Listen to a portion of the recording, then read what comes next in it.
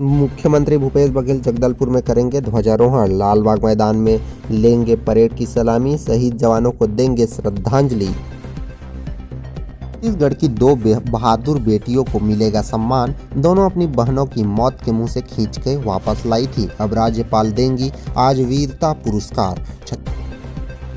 आज हमारा देश 74वां गणतंत्र दिवस मना रहा है। मेड इन इंडिया तोपों से दी जाएगी सलामी, नजर आएंगे गरुड़ कमांडो, परेड में 7 चीजें पहली बार हो रही है। जय जोहार, जय छत्तीसगढ़ संगवारी मन। आप मन देखा तो छत्तीसगढ़ प्रदेश देश की तमाम बड़ी खबरें देखने के लिए हमारे चैनल को सब्सक्राइब करें और बेल आइकन के बटन को प्रेस करें। मुख्यमंत्री भूपेश बघेल जगदलपुर में करेंगे ध्वजारोहण, लालबाग मैदान में लेंगे परेड की सलामी, शहीद जवानों को देंगे श्रद्धांजलि। छत्तीसगढ़ के मुख्यमंत्री भूपेश बघेल आज गणतंत्र दिवस के मौके पर जगदलपुर में ध्वजारोहण करेंगे। यहां शहर के लालबाग मैदान में आयोजित कार्यक्रम में शामिल होंगे और निर्धारित कार्यक्रम के तहत सुबह 9 बजे वे ध्वजारोहण कर परेड की सलामी लेंगे। साथ ही विभिन्न विभागों की झांकियां भी देखेंगे। ध्वजारोहण करने के बाद वो मां दंतेश्वरी मंदिर के पास सिराहा सार चौक में स्थित शहीद स्मारक में शहीदों को श्रद्धांजलि देने जाएंगे, जिसके बाद आमागुड़ा चौक में पुलिस स्मारक स्थल और चौक के उन्नयन कार्य का भी शुभारंभ करेंगे, जिसके बाद पूरेनार में ग्रामीण औद्योगिक पार्क का अवलोकन भी करने जा सकते हैं।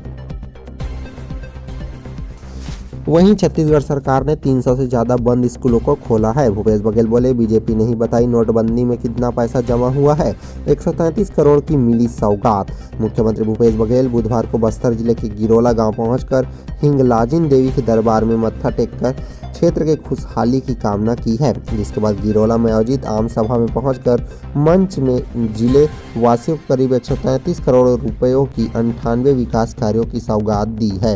मुख्यमंत्री भूपेश बघेल ने कहा कि बस्तर में जिस तरह से मांझी चालकी को मानदेय दिया जाता है, अब उसी तरह गायता, पुजारी, सिरहा, गुनिया को सालाना 7,000 रुपये मानदेय दिया जाएगा। ये मानदेय पूरे देश में सिर्फ अब छत्तीसगढ़ में मिलेगा।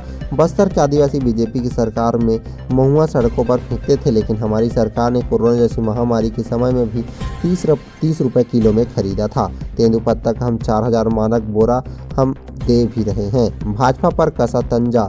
वहीं मुख्यमंत्री भूपेश बघेल ने भाजपा पर कड़ा तंजा कसा है। उन्होंने कहा कि पिछली सरकार ने आदिवासियों के फर्जी केस में जेल में ठूंसने का भी काम हुआ है, लेकिन अब हमारी सरकार आई तो हमने जेल में बंद आदिवासियों को छुड़वाया भी है।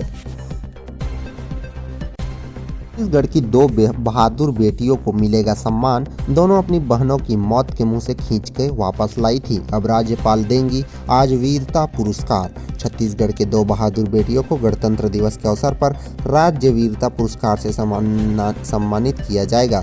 दोनों ने अपनी बहनों को मौत के मुंह से खींचकर वापस लाई थी, अब राज्यपाल इन्हें सम्मानित करने वाली है। इन बच्चियों ने अपनी जान की परवाह किए बगैर साहस का परिचय देते हुए अपनी सूझबूझ से बहनों की जान बचाई थी। बच्चों को पुरस्कार में नगद राशि, प्रशस्ति पत्र और मेडल प्रदान किया जाएगा। महासमुंद जिले के छाया विश्वकर्मा और कांकेर जिले की जामवती भुआ आर्य को सम्मानित किया जाना है। जामवती को इससे पहले बाल वीरता पुरस्कार से सम्मानित किया गया था।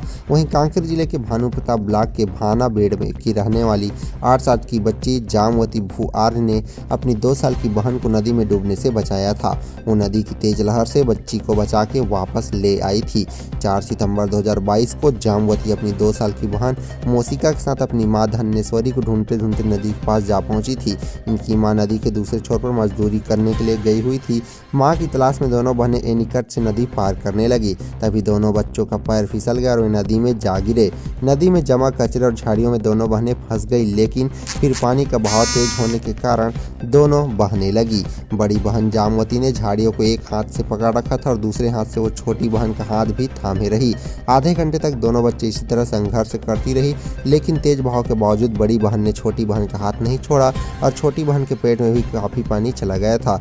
दोनों बच्चों की रोने की आवाज सुनकर उसकी मां और आसपास काम कर रहे लोग मौके पर पहुंच गए और दोनों बच्चियों को बाहर निकाला। इसी बीच छोटी बहन बेहोश हो गई थी। दोनों बच्चियों को अस्पताल ले जाया गया, जहां रास्ते में गांव के सरपंच जागेश्वर सिंह नरेटी भी मिल गए, जिसकी सहायता से उन्हें जल्द इलाज मिला और काफी देर तक छोटी बहन के शरीर में कोई हलचल नहीं थी। लेकिन डॉक्टर डॉक्टरों ने उसके शरीर से पानी निकाला और समय पर इलाज मिलने से उसकी जान बच गई। इस घटना के बाद सभी ने जामवती के साहस की जमकर तारीफ की और 8 साल की उम्र में जब कोई बच्चा पानी के तेज बहाव को देखकर घबरा जाता या खुद को बचाने की कोशिश करता है या डर कर सही फैसला नहीं ले पाता, जब छोटी सी जामवती ने अपनी 2 साल की छोटी बहन का हाथ विपरीत परिस्थिति में भी नहीं छोड़ा, जिसकी वजह से उसकी जान बच गई और आज उसे वीरता पुरस्कार से सम्मानित किया जाना है।